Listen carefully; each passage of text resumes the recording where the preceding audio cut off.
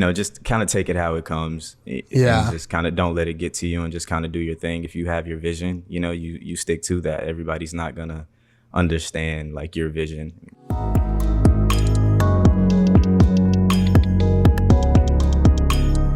Hey everybody, welcome back to the Jesse Nyberg Podcast. We're here with Swoop, talented designer and kind of design educator, guy I met on Instagram. Excited to chat with him today. How are you doing, man?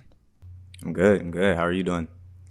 Not bad. A little bit later than I usually podcast, so I'm hoping I'm not going to be too tired.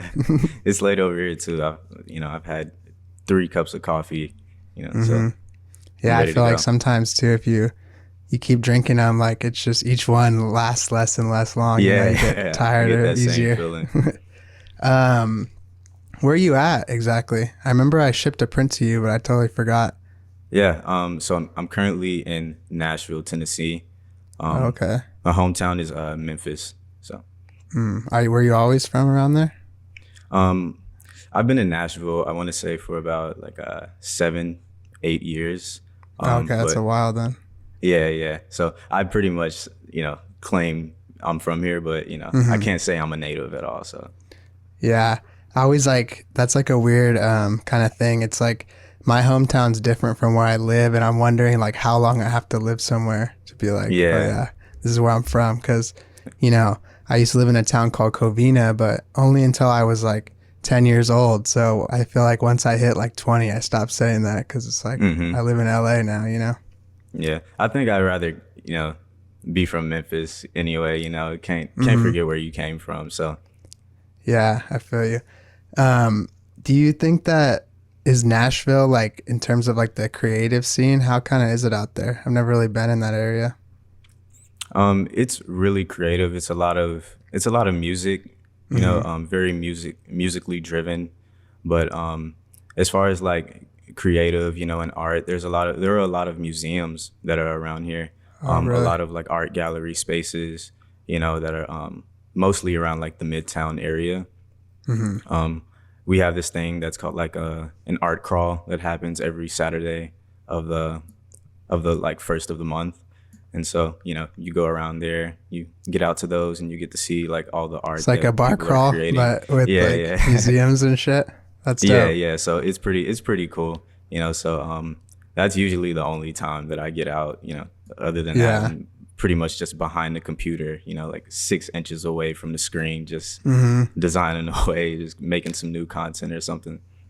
I know. I feel like it's really hard to balance like doing all these things and like trying to have a social life, because as much as like I want to, praise like having balance and have like good mental health and whatnot, it's like at the end of the day, like you kind of have to give up a lot of shit if you want to be like working on your own and getting shit done. Like there's no real way around like the kind of grind. And I feel like a lot of people don't want to hear that because it's not like easy, but at the end of the day, it's kind of truthful, Yeah, it is. And that's kind of how, I don't think I'd be like in this position, here if I didn't sacrifice a lot, and just kind of just start grinding just every day, just coming up with new ideas and stuff. And so, it is really hard to balance it. Sometimes you want to go out and like hang out with your friends, but, majority of the time, if you really want to get something done, you've got to get it done like weeks at a time. You can't just sit down and just be like, okay, today I'm going to do this and tomorrow I'm going to go out. It's like you've really got to grind for it in order to make like things happen or see like some sort of, long-term like gain from it. So. You got to be consistent. I feel like with anything, like if you want to really, excel or like advance in any field, if you're just kind of like, limping into it and like half-assing it, you're never really going to like reach whatever your potential is. And I feel like a lot of people from the outside, when they if they look at like someone that's really into something and being very obsessive with it, they may think like, oh, you're crazy or you care about that too much. But you're only crazy until you're successful. Then they say like you're a genius or some shit, Right, the people that are, they're like, oh, he has drive or something. But when you're like at the bottom and you're doing that, everyone's like, what are you doing? You're wasting your time and blah, blah, blah. No, yeah, exactly. And that's definitely how, it happened for me. I remember being back whenever I was in Memphis, I was just kind of like making videos, like doing like time lapse videos of me working on a poster or something. Yeah. Everyone's like, what are you doing? Like, what is this? This is cool, but like, it's kind of weird, So I'm like, in a sense, you kind of have to just like take what people say and just kind of let it go. Like, don't take it with any, just kind of take it how it comes. Yeah. And just kind of don't let it get to you, and just kind of do your thing. If you have your vision, you stick to that. Everybody's not gonna understand like your vision. It's right. yours. And if you can't handle understand. like, a couple of your friends like criticizing you, you're not going to be able to handle like all the fucking people on the internet that talk shit, Yeah, definitely. Yeah.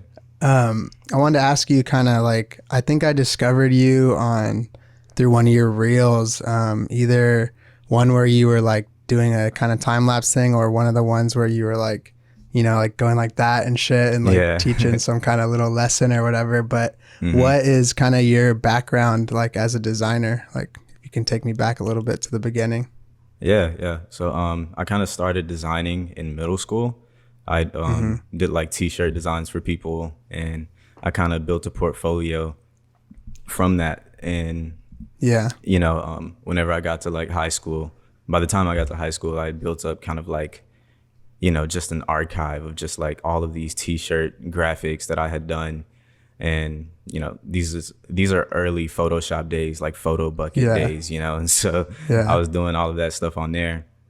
And we had this college fair, and there was this school called Watkins College of Art that was at the fair. And I knew I wanted to do something with art. I had all of this work, and so I went up there, showed them my art, and kind of like weeks later got like a scholarship from it. And so that's kind of how I ended up going to graphic design school, and I graduated with my BFA in graphic design with a concentration in web development.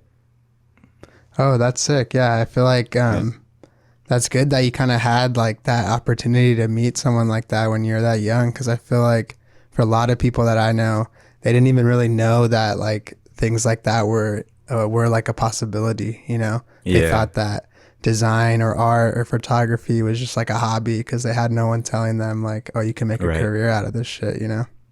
Yeah, and I didn't know when I was in middle school. I had no idea. I was just designing t-shirts just because I like doing it, and I needed money. I needed the money for like some new Jordans that came out or something. So I just saw it as like a quick hustle. But my dad worked at the post office, and he was good friends with like this designer that worked at the post office, and he kind of introduced me, because there came a point of time where I was making enough money, and I stopped asking him for money, and he's just like, well, what are you doing to make money? Like, you haven't asked me for money in months.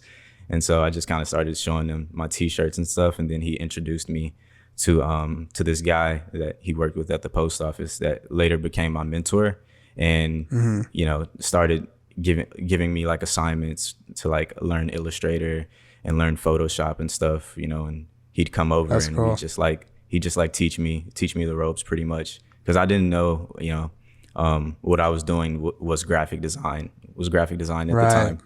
And so he was the one that kind of took me under his wing and was like, yo, this is graphic design, right? And then I just go on Google and I just do like a search, and I'm just like, holy, this is crazy, and it's from there I've been invested ever since. So yeah, was that when you were kind of like under that guy's wing or whatever and taking kind of lessons from him and things, was that before you went to the school, like in between those two things? Yeah, this is before I went to college for design. Oh, okay. Yeah, this is like 9th or 10th grade. So. Oh, okay. So you're like a sophomore or something? Yeah. Yeah, I had a similar like I guess start with design. Like I was designing t-shirts, and like I had a little clothing brand in high school, because we had a course at my school that was like, I think it was called like visual communication or something in high school, and we had like basic Photoshop, basic kind of Illustrator. Like we just trace shit with the pen tool and try to learn that. And then we had like screen printing, but everyone kind of took it as like, you know, the same as the photography class. It was like the easy one, you know, like the teacher was just some chill art dude. No one really cared. But then I got super into it, and like I basically got all this free like screen printing equipment. So I started like hustling and creating logos and shit, printing them on shirts, and I was like passing them out around the school, like slapping stickers all around the campus. And then I remember at one point the principal asked the teacher like, yo, who's putting all these stickers like all over the fucking school? And he was just like, I don't know. It's like, it's not from my class. And I just look at him. I'm like, oh, all right, he has my back, you know? He's like, That's funny. I feel like you need people like that when you're young to like let you fuck around. And like, even if some of the things you're doing aren't like super smart, you kind of need that creative outlet, you know? Yeah, definitely. I definitely agree with that. What kind of inspired you to go with the Swoop Nebula name? What's the story behind that? It was just a lot of word mapping, honestly. And like, you know, I was very into astrology at a point in time, you know, still kind of into it, you know, but not so much as I was like, you know, 3 or 4 years ago. Right. You know, but it's something that kind of like helped me grow, you know, as a person. It's just being into that sphere. And so that's kind of where the nebula and the swoop part kind of come from, you know. And you know, my birthday is in April, so I'm in Aries, and you know, my planet is Mars. And so I was called, my friends would call me the Martian at first. And so I was like, I really wanted to do some sort of rebrand, but kind of like stay close to my roots. And so that's kind of where the nebula part comes from. And the swoop is just like what, like I need a name that's just like really cool and like something that's gonna stand out. You know, like I like the idea of having like a 2-part name, you know, or something that kind of has like a certain amount of syllables in it. So like you know, like Little Yachty or like you know, Playboy Cardi, like Swoop Nebula. I thought it just like had a ring to it. Yeah, and I feel like with the swoop, it kind of, even the first part of it, it could kind of live by itself, you know? So like with Cardi, people will just say Cardi, you know, or whatever. Yeah, exactly. And then like if you have a brand that you establish enough like that, you don't need to like, it's almost like the first part or the second part, whichever one's more important, is kind of just like the adjective, you know? Like with all my shit, I have my channels mostly just like my name, but all the permanent glue shit, most people are just like glue, you know? They're not like, yo, permanent or whatever. Like that's just kind of the accessory to the actual name, you know? Yeah. And, you know, I've built a lot, like kind of Swoop lives in its own sphere. You know, there's just Swoop, and then I have like, you know, this thing, you know, that I call this like Swoop Academy. And then, you know, under Nebula, I have like a, you know, Nebula Research Academy, or I have like a Nebulous, you know. So I have a bunch of like different little things, you know, different little parts for each part of that name that I've kind of built off of. So yeah, it's good to start that early too, because I feel like as I try to build out like, you know, I guess brand development and like a world and things that I'm like into, it's really hard to like do that as the afterthought. Like you want to have the solid foundation so you have ways to branch out. Like if you're just like making up new names for shit all the time, like there's no like consistency around it, you know? Yeah, for sure. Yeah, that's kind of where that word mapping comes into play, you know.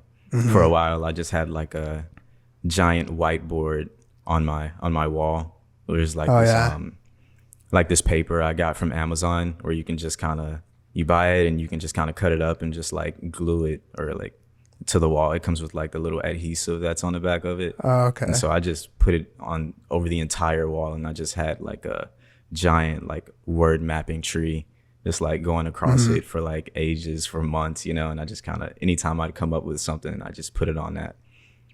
And I slowly just kind of like picked and pulled like what I liked and what I didn't like, and just kind of got those few names from it. So yeah, and I feel like that kind of shit works too, like the like placing something in your like eyesight like consistently. Like I even do that with like, I'll write some shit on like a sticky note that is important for either, you know, my own development or something I'm working on, like even something as simple as like, you know, like make something today or whatever, right? And I'll throw it on my screen because, you know, like it sounds like dumb that that little thing could like motivate you, but you could be like fucking around, like being lazy, like on YouTube, like or something. And you look up at that and you'll start to feel guilty because your past self was like, hey, I thought you were going to do some shit today. You know what happened? That's funny. Yeah. Kind of helps you out. When you were doing the reels where like that you've kind of turned into one of your like themed things where you do like the pointing like that, what made you like want to do it that way rather than just do it like showing whatever you're talking about? Because I feel like it worked well, but I hadn't really seen anyone do it that way, at least in this space before you. Yeah. I don't know. It's just kind of, I knew I was going to do like a bunch of them, you know, and I kind of knew, you know, I guess in a way it was just kind of like me thinking about how am I going to streamline this, you know, like everything can't be like a super in-depth like tutorial or, you know, like me really explaining to you and like showing you like, you know, how to do something or explaining to you how something works, you know. So how can I give people like, you know, the most out of 30 seconds, you know? So I think, you know, that was just kind of like maybe I just kind of like opened the door for people to, you know, kind of go in and like do their own research into stuff, you know. And, you know, in a sense, you know, whenever I create a reel, I'm just kind of scratching the surface, and, you know, my comment section will slowly become like a forum of people who like want to add on to like what I've said, you know. And so in a place, you know, it's just like a community, you know, like you end up learning like a lot from the reel, you know, and there's room for you to explore there. But like you go into the comments section, you know, and everybody's like chiming in, and so like you learn a lot from the comments section as well. So yeah, and I feel like it's a good point what you said about kind of like keeping it at like a surface level, because I have experimented with, you know, going more in depth in things versus kind of doing them in the way that pleases like the way people interact online these days. Like they want shit to be like choo doo boom boom boom moving quick, you know, and like it has to be like, I mean, people can't even like watch something for like 15 seconds or more, it seems like. So I realized you can explain it really well, but it's not really going to matter, because then if you explain it well, it's going to be maybe too long, and then no one's going to end up seeing it. So it's almost like if you explain it in the like efficient way, more people see it. Some people may be like, what the hell? Like I missed that. Like what is this about? But they're going to be more rare than all the people that didn't see it if you did it the other way, you know? Yeah, exactly. It took me a while to kind of figure that out too, because as like a designer, you feel like you have to show every little step, you know, and you really want to like get into the weeds with stuff. But like, as much as it sounds like kind of shitty, like people don't really care, you know, they just want to see something fast and then be on with their day, really. Yeah, I feel like that's kind of where I started too, is, you know, doing the time lapses, you know, I just record the screen, and I just kind of, you know, however much I need to condense that video down, you know, whether it's from like 100% to like 10% to make it fit within like 30 seconds to a minute, like I'll do it, you know. And then, you know, I started kind of realizing, I'm like, wait, this doesn't really like, I could be doing so much more here, you know. I can make it look so much more interesting if I don't really show like all of the steps.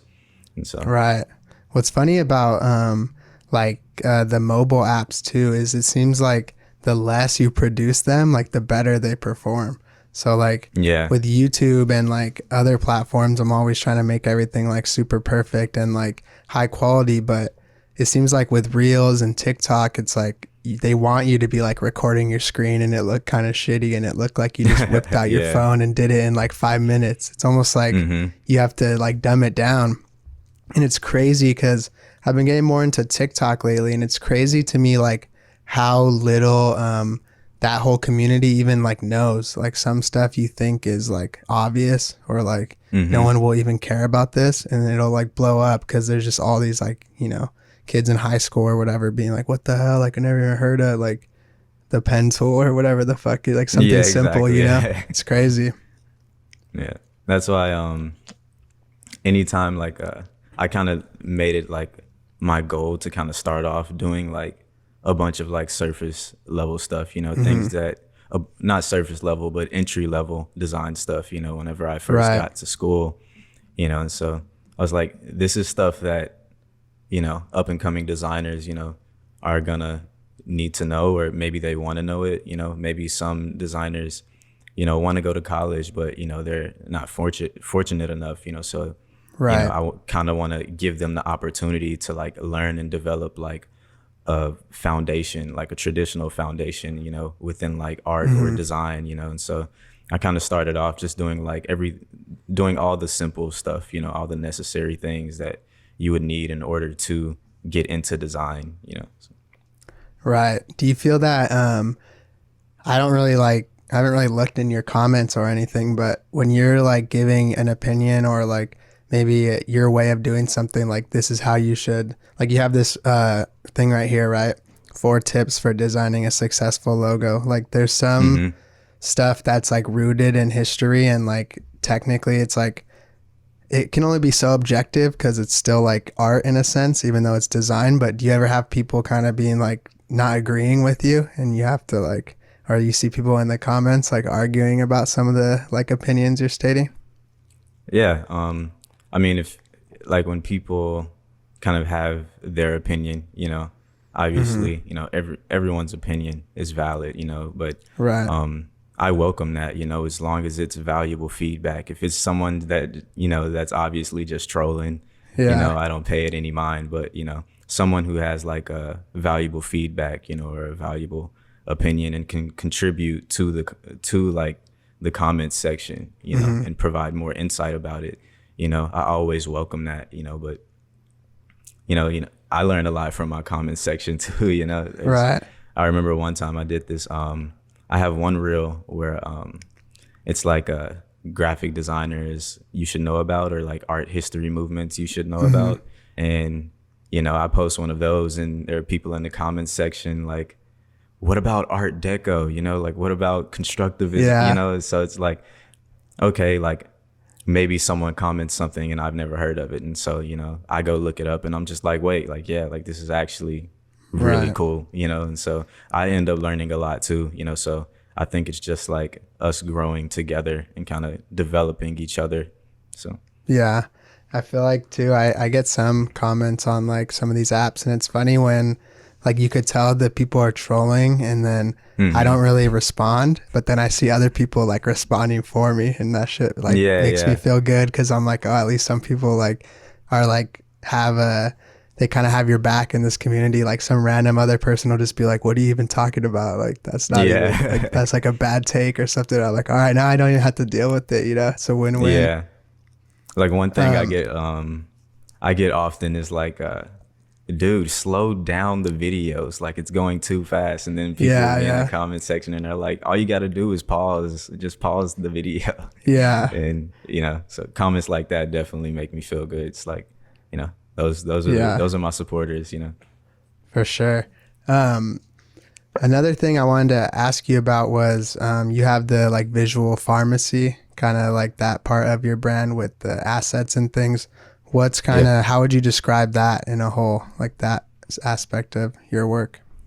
Yeah, so the visual pharmacy has just kind of been like it's kind of like the brand that's, you know, that's outside of, you know, Swoop Nebula. And you know, because Swoop Nebula, that's kind of my thing, you know, Swoop Academy, Nebula Right. Research, you know. But the visual pharmacy, I have a bigger vision for it, you know. It, you know, that would be what like the educational stuff would be under, you know, or like just resources, you know, just like free resources for designers, you know, like. But Right. beyond, you know, just textures, you know, I'm thinking about stuff like, you know, contracts that designers might need, or providing, you know, like short questionnaires and stuff, and just having all of that stuff like available for download, you know, just like invoices and stuff that, you know, just having like a place for designers to like go and get everything that they'll need for different stuff. And so I try and make it like I look at it as like another form of education, you know, the assets and stuff. Right. You know, and so the pharmacy part comes into play. You know, you go to the pharmacy, maybe you have a cold, you know, and so you go get cold medicine from the pharmacy because it's going to make you feel better. You know, you go get assets from the visual pharmacy because it'll make your design better. Your design, so your design won't be sick anymore.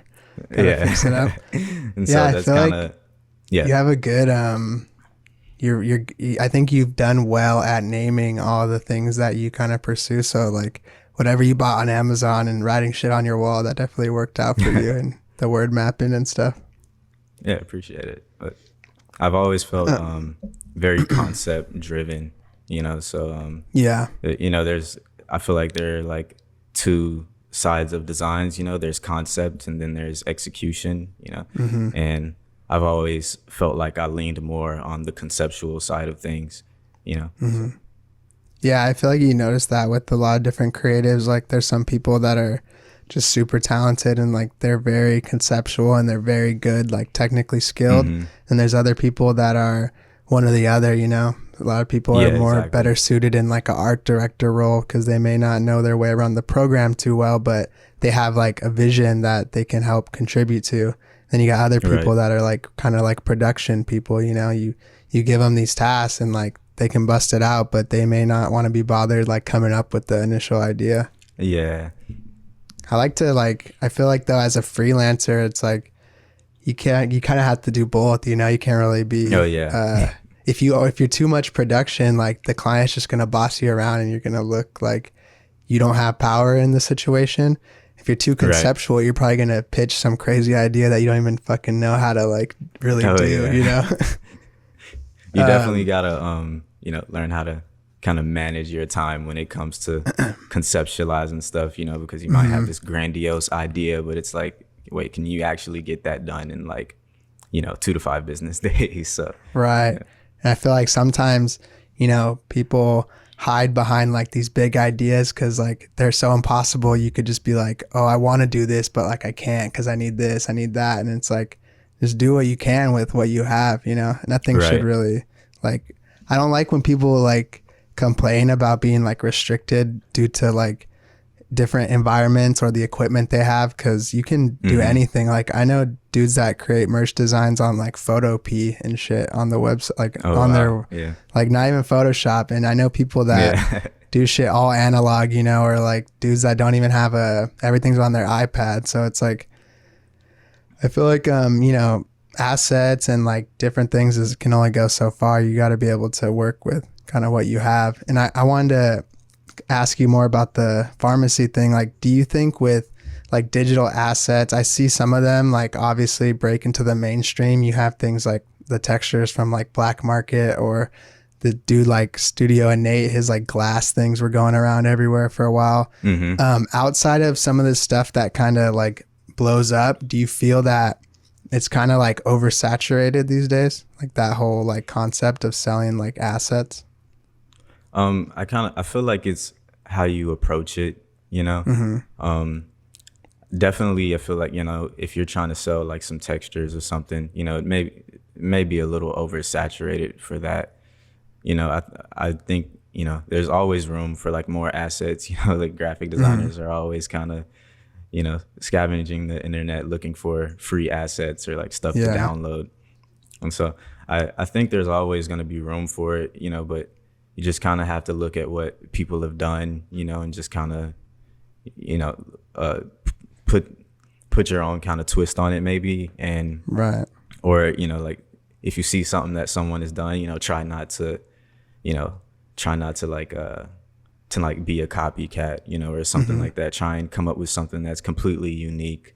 And so I feel like you can kind of tell when it's like, you know, for like they're just trying to get some quick cash, like, you know, just start up a page, throw like some photocopy shit on there or whatever, and like someone will buy it or they steal. I know a lot of people that run like some of the bigger ones, and people like steal their shit all the time, just create like a whole new brand around it and sell it on like Gumroad or something. And I feel like with digital shit, so much harder to, like with physical shit, someone has to physically take it from you, you know, and like steal it from your hands or your house. With digital shit, it's so easy to like, someone could just buy all your shit and give it to everyone else for free. So it's a lot harder, I feel like, to have like security behind it. Right.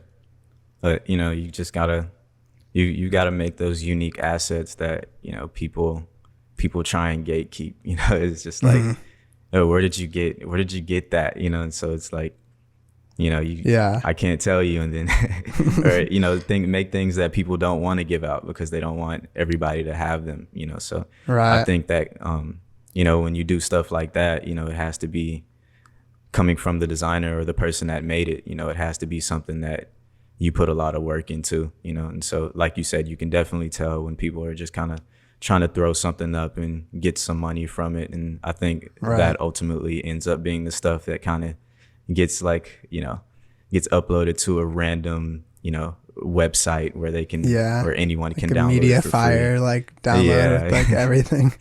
Do you what kind of stuff do you do like outside of what you do on social media? Like, do you have a daytime design job, or are you just like a freelancer solely, or what's up with that? Yeah. So I work under contract as a web designer. And so I just do like HTML, CSS coding. I do a lot of WordPress as of recently. And so that's kind of what I do day in, day out. And when I'm not doing that, I'm, you know, brainstorming some concepts coming up with some ideas for the visual pharmacy. Are you like working as an individual as a web designer, or do you work with some kind of like agency or something? No, I work with the company. So, like a specific company. Yeah, I feel like that's nice too, because it's still like design, but it leaves you like yearning to want to do like visual design still. It doesn't burn you out like from graphic design, because you're mostly like like coding or working within like the WordPress templates and shit. Yeah, definitely. It's just like you know, I'm not working 24/7 doing graphics, you know, so I have more, you know, I have ideas and things like flowing, you know, by the time I get off still. And, you know, coding is just like a different, you know, part of your brain.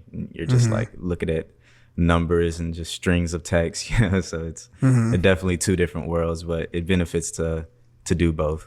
So yeah, I'm sure it's like helpful that you know that too, because you have a whole nother like, you know, at least 50% more like opportunities that you can get into if like you weren't able to, you know, let's say you're not getting a job as like a visual designer, you know, you can offer web design services or vice versa. Yeah, exactly. There's not much guidance people can give you if they're like, hey, like, can you update this like text on this website or something, you know, or like kind of like try out a different style with this web page.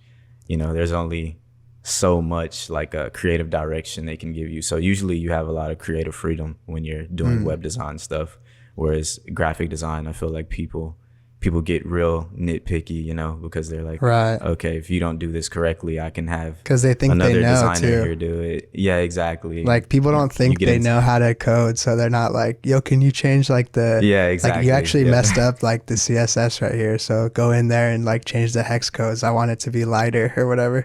Yeah, exactly. Someone will definitely be like, just send me over the Illustrator file, you know, like I'll fuck with it. And you're like, what? Like, no, why'd you even hire me if you're just gonna like, I remember I heard, I think it was like Chris Doe or like one of those dudes saying like, don't be like an order taker. Like it's not McDonald's. Like don't just sit there and let them tell you what their order is and make it. Like it should be a collaborative thing when you're working with a client. Like they're hiring you, or they should be hiring you because you have value to offer outside of, like, you're not just the tool. The tool is like your brain as well. Like you have these concepts and these ideas, and like even like simple things. I feel like sometimes we don't give ourselves enough credit because it seems easy to us or obvious to us, but you mention something to a client like, yo, maybe you should do this on your social media, or like maybe you should change this direction on your website or whatever, and they're just like, yo, we never thought of that. Like that's great. But if you just did what they told you to do, it'd probably be like not as good, you know? Oh yeah, for sure. You know, do you think that it's important for creatives to kind of build their own community online in terms of like their brand and things like that? I think it depends on, you know, what you want to do with design. You know, there are a ton of designers out there who are like really talented who don't have, you know, 1,500 followers or like 30K followers, and Right. they're very well off. You know, they have enough clients to like sustain, you know, a healthy like work-life balance, you know, or they have enough followers, you know, to, or enough clients to, you know, just kind of freelance.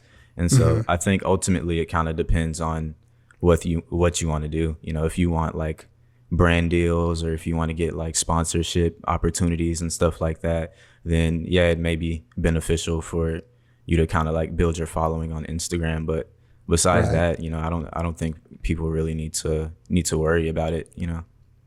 Yeah, I think that's a good point. I feel like there's totally like two sides of it. Like you see the people that basically don't even have clients, like they can just live off of like being, I mean, like, I don't want to call them like a content creator solely because it feels like a diss like these days in a sense, but like and being an artist, let's say like a freelance designer that doesn't really have clients. And then there's people that you don't even like see them only every 6 months, but they're fucking working with Google or like designing an album for Drake or something, you know? And like, I feel like I knew as myself, like I'm self-aware enough to know like I'm not going to ever be like the best designer in the world. So I might as well like pursue these other avenues because I feel like I have other stuff to offer outside of like I'm not, you have to be like top 1% to go like rogue for 6 months and just come back and like start working with, you know, Kanye or some shit, you know? So I'm just like, those at are some people point, to look up to. Yeah. It's like that stuff's cool. Awesome. And I feel like I like romanticize like living like that some days, but then I also really do enjoy like being involved with everyone and talking to people online and like building, you know, a network. And like I'm talking with you now, like I wouldn't really have been probably doing that if we were just like both freelance designers that didn't really interact with people online, you know? Yeah, for sure. And you know, I feel like it's, you know, and also if you're like grinding super hard, you know, like we were talking about earlier, and you're behind the computer, you know, majority of the day, it definitely helps to build build some sort of community. Like you don't have to have a ton of followers, but like as long as you have like some sort of community where, you know, you can kind of discuss and, you know, just talk about life, you know, and just with other people, because you might not get to go outside and be with like, you know, your in real life friends, you know, as much. So I feel like it's good and to I don't have, know like, some about people like you can talk to. Do you have, for me at least, like are a lot of your or I guess a lot of my IRL like friends aren't designers or like I guess like in the same types of jobs that I am in, so like it's a lot easier to like they can only understand so much, you know, about what you're talking about. Like to their defense, like it doesn't matter to them, you know, so they're not gonna like want to hear you talking about like fonts or whatever. Like they don't give a fuck. Yeah, like, nobody wants me to come around and just talk about graphic design all day and just hear me talk about, or just like, you know, we're at a restaurant or something and I'm just commenting on the menu font that the menu or something like that. It's just like, it just annoys people, you know. So yeah, my girlfriend always like makes fun of that because we'll be out to eat and she's just looking at me and I'm like, what? And she's like, you're not going to say anything about this? And I'm like, I was trying not to this time. Yeah, that's funny. What made you want to start like the aspect of not just like, cause, all right, let me see how I'll reword this. I followed you earlier and you were posting a lot more work around like the stuff it seemed you were interested in terms of like kind of Y2K stuff, some of the anime stuff, creating some posters. You did like that kind of modular, like grid style poster design for a while, a lot. What made you want to get a lot heavier into the like teaching aspect of design stuff? Well, I knew that whenever I was doing like the modular posters and stuff, I knew that I wanted to do the teaching thing, but the modular posters just seemed like they took off before the teaching thing. And so whenever what made me even get into doing that in the first place, not the modular poster, the educational stuff. You know, I saw someone post on Instagram and they were like, if today is your last day on earth, you know, like, what would you do? And I just kind of thought about it and I was like, well, I'd spend time with my family, you know, I'd FaceTime the people that I couldn't reach. And, you know, the third thing that I would do would be, I had some designers that I had taken under my wing, you know, and my third thing was that I teach them everything that I know about design. And I just started thinking about how much of an impossible task that would be, not only for me, but for them to even remember it all. You know, that's kind of what made me start teaching is, you know, to have like an archive for my page to be an archive of information, you know, for graphic designers, just like a valuable resource for education if you really want to learn about design and stuff. But, yeah, that's cool. Have you ever thought about teaching like in a physical format? Like, would you do that if there was an opportunity for that? Yeah, definitely. I've definitely thought about like kind of building a curriculum, you know, where it's kind of not only me, but, you know, maybe I pull other designers in, you know, people who are specialists in like typography or like have like a very cool illustration style. And, you know, we just all kind of get together and just kind of build out this giant curriculum, you know, and kind of have it on the Visual Pharmacy as kind of an open source type of thing. So, you know, anybody who wants to learn, you know, they can go to the Visual Pharmacy and just kind of pick a section and just kind of start from there. Yeah. So, whatever their prescription is, figure it out. Yeah. I feel like that'd be dope to have, you know, like, like the kind of like guest lecture type thing where it's like, you know, this person is like, like typography or designing fonts or illustration. That'd be cool because I feel like there's some people that are just so fucking good at like one specific thing, but they don't, they're so good at that thing because they're not, they don't take the time to like talk about it and teach it because they're just getting better and better and better at it every day. So like they need someone else to like teach it for them. That's why I feel like Skillshare and like all those sites like that are so popular because the people that are usually the teachers on there wouldn't make that content on their own. They're like, they don't have time for it. Yeah, someone has to reach out to them and be like, hey, you ever thought about making a course or something on this? And they're just like, no, actually I haven't. It's like, well, if you do that, we'll pay you, you know? So yeah, definitely love Skillshare. What was your like total role when you were working with Adobe? Like, what'd you do with them? And I also want to know like how that relationship formed. It formed from, you know, just a direct message on Instagram, and I just saw it and I was like, this has to be fake, you know? Like, spam or something. Yeah, exactly. And so, but I just replied to it and I was just like, yeah, sure, you know, would love to work with y'all, you know, just shoot me an email. And they shot me an email like weeks later with like all of the details, and I was just like, is this, I still don't feel like this is real.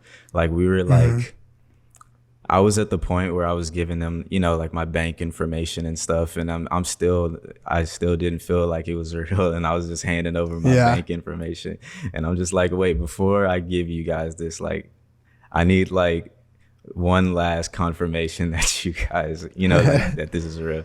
And so, but no, yeah, it was awesome.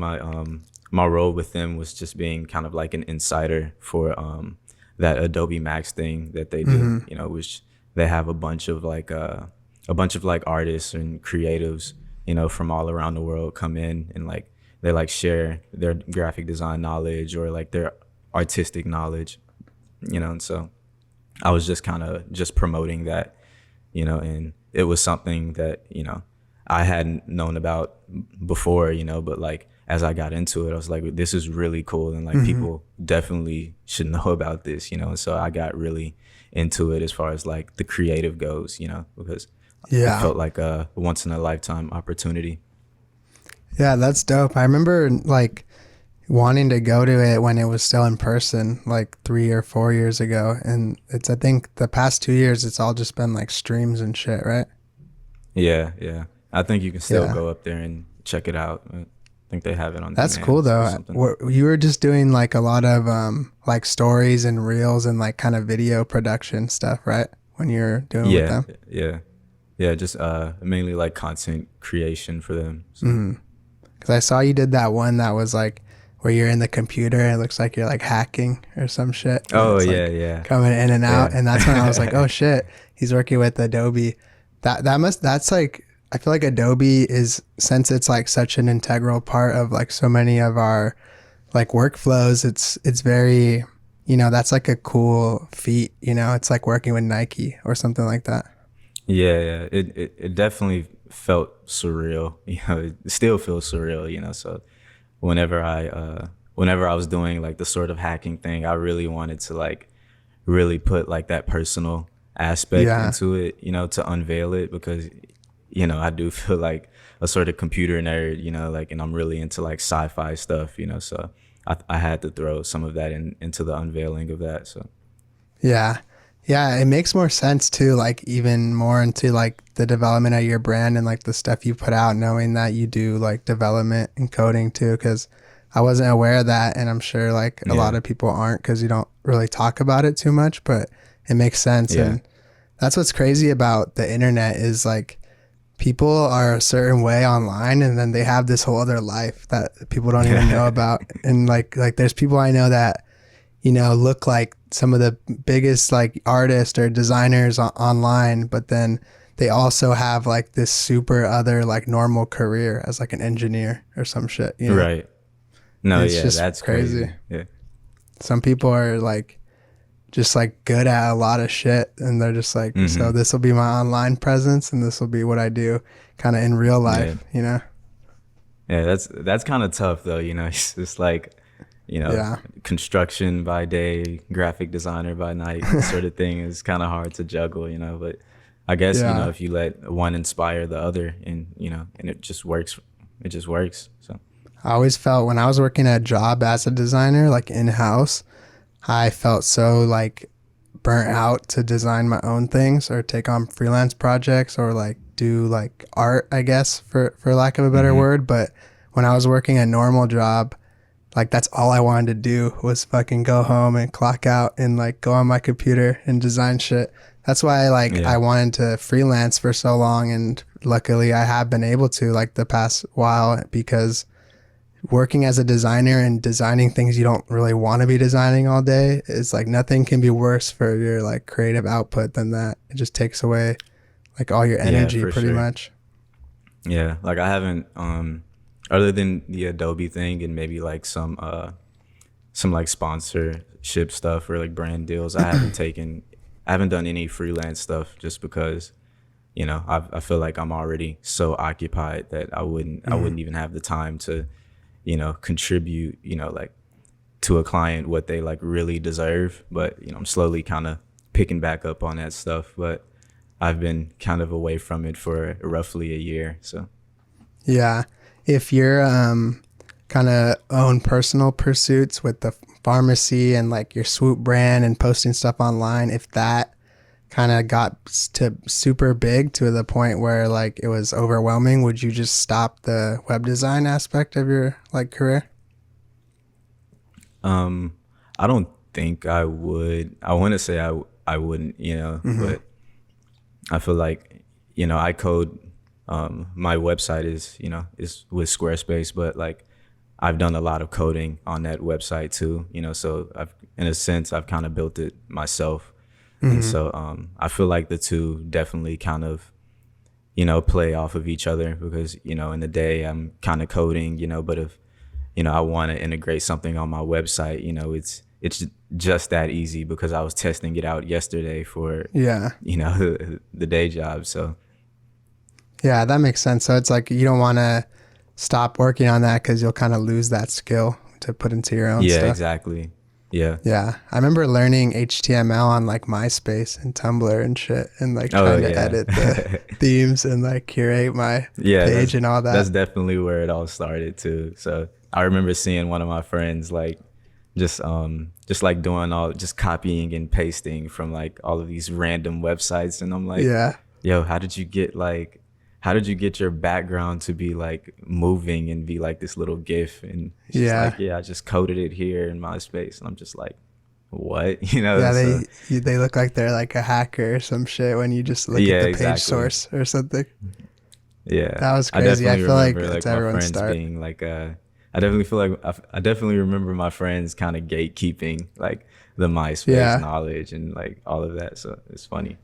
Yeah, I knew this one dude too, like a little bit later after MySpace. He was like big into like Tumblr and he created like his own like themes and shit and he would just sell them. Oh, And nice. he made hella money off that, like selling the themes for like 10 or 20 bucks because like they were super clean and like people didn't Mm-hmm. want to do it themselves. And all it was like pretty basic like HTML and CSS and like some parallax scrolling or whatever. And it was good to Oh, go. nice.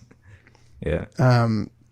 I seen you a little bit experimenting more with like 3D, creating like that character and things like that. Mm-hmm. What are some of your kind of goals with that? Like, are you looking to get a lot more into that?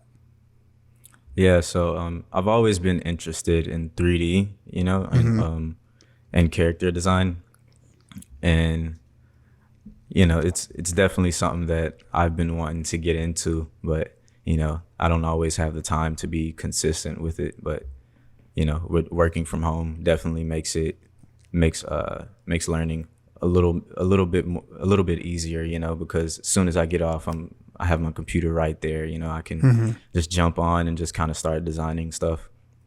But I've I've been doing like Cinema 4D for a while, so I understand Oh, 3D, okay. but like I could never make a character in Cinema 4D, and it was so difficult for me.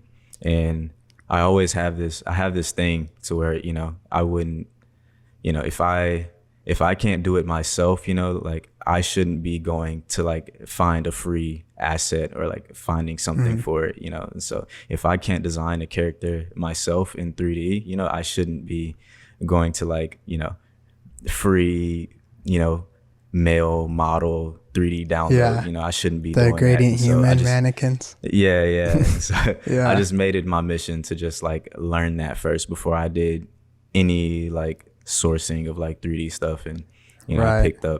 I picked up Blender like I want to say like a month ago, and within like 2 weeks, like I had made that character. And That's dope. so within 2 weeks, I had ended up doing something that I had been trying to figure out for roughly like 4 years. It's crazy. Yeah. I feel like there's a big debate in that whole like world of 3D with the two programs, but I feel like Blender seems dope because it's obviously like free and open source. Yeah, and yeah. I feel like there's a lot more resources online for like learning it too.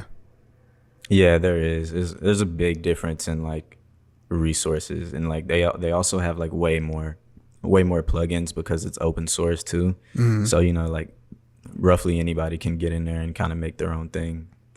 Yeah, that's dope. I've been wanting to like get into it for so long, but I'm always like so intimidated by 3D for some reason. Like just adding that Yeah. second or that additional plane. Like I just Yeah, see it's people a working the different world. programs and it looks crazy how like I'm so used to like the instant gratification of like moving shit around and you see it change in real time. But with 3D, you have to Yeah, be so yeah. much more patient and like render shit out and stuff.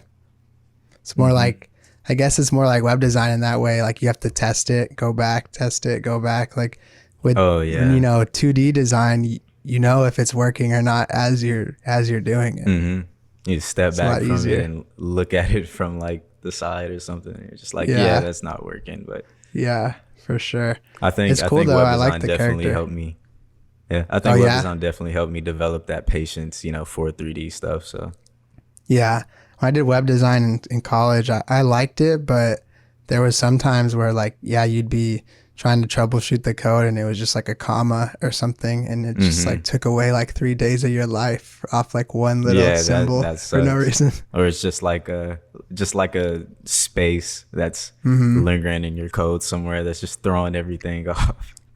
Yeah, that's the worst. Are you planning on doing more with streaming or with YouTube? I saw you kind of getting into it a little bit, but I didn't know what your kind of plans were with that. Yeah, so on YouTube, I kind of just started just like uploading all of the shorts, short right? form content. Yeah, just Yeah. to have something up there, and my idea was that with that is that, you know, like every video that I make, I plan to expand upon it and create like a longer video, you know, like maybe like, you know, 5 minutes, 10 minutes. But every single one of those, the short form videos, I want to like add more to it, you know, and so I'll like actually like put something together like special for YouTube.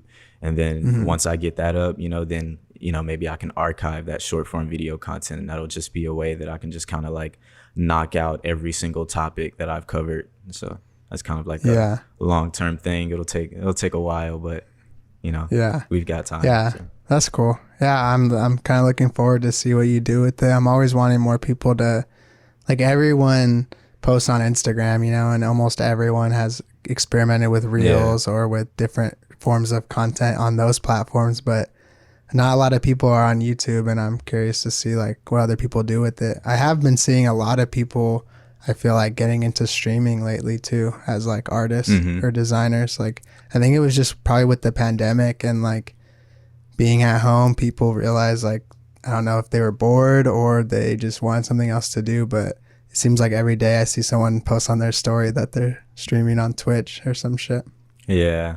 I feel like, you know, streaming on Twitch is definitely a way to tap into, like, you know, it's like, okay, let me really see like who's keeping up with me, you know, or like who's really around, you know. And so like you make a post and you're like, okay, like I'm streaming on Twitch, you know, if you have those people that jump in, you know, it's like, okay, like, you know, like y'all are important to me, you know. So you know, you really like you remember those people that hop in your Twitch stream. Like I wanna get more into it, but I just haven't really had the time to continue doing it. It's just like my time is needed elsewhere. So yeah, I was thinking about getting into it too, but I just feel like if I try to do too many things, like they're just all gonna suck, you know, instead of focusing on like a few things and trying to do them well.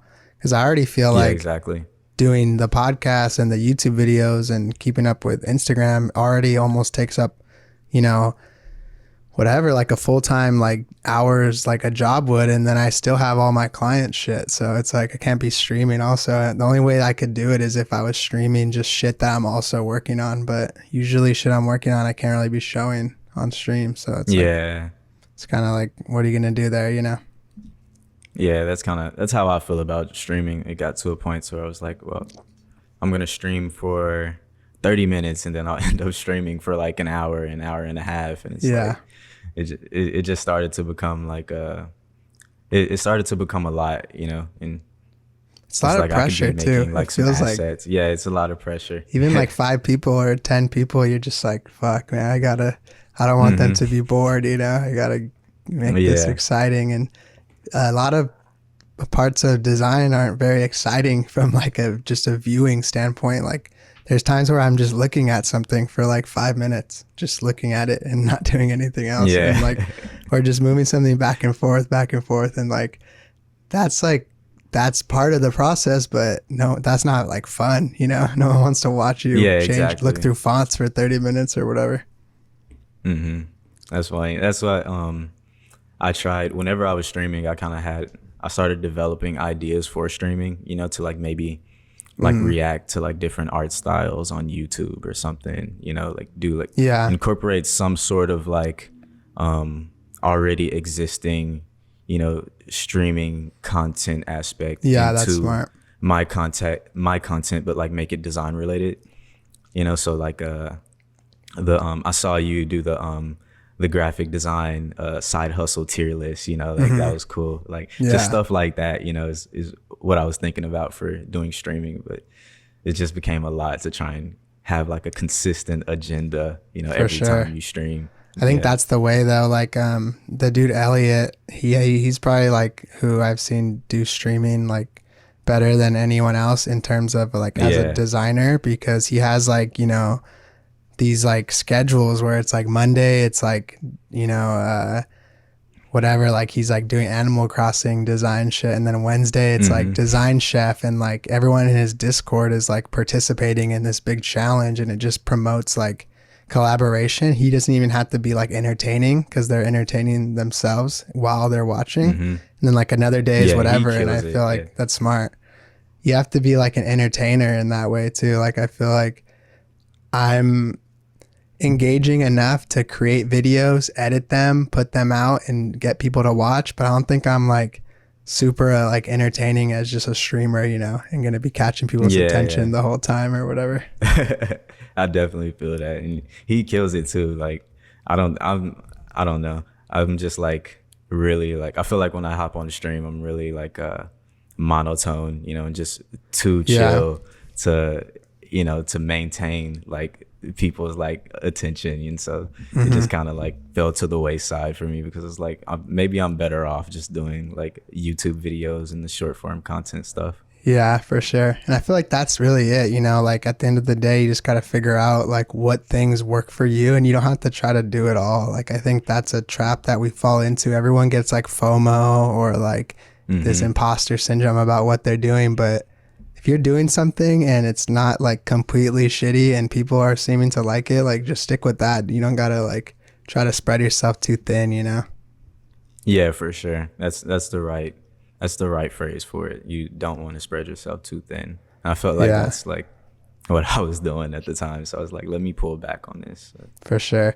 One of the last things I wanted to ask you, and then after that, if you guys want to see more on the Patreon, we'll do the Q&A. But last question I want to ask you for the normal section of the podcast is, I think you'll be the first guest for 2022. I think this will be coming out on the first week of January. So what are your goals for this upcoming year? Goals for this upcoming year, I just kind of want to expand upon, you know, what I'm already doing. Just more content, more personal projects, more tutorials, more assets.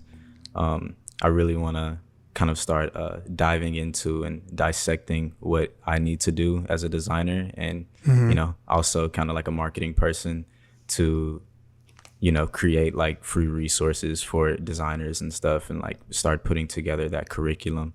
And I think that's going to be like a long-term thing for me. And so hopefully I can get that going, you know, in 2022. Yeah. Oh yeah. Well, thank you, man. It was great chatting with you. Good to finally meet you. And check out all your shit is Swoop Nebula pretty much everywhere, right? They can check you out. Yeah, everywhere. Yeah. All right, man. Thanks for having me, man. I enjoyed it. For sure. Peace out, everyone.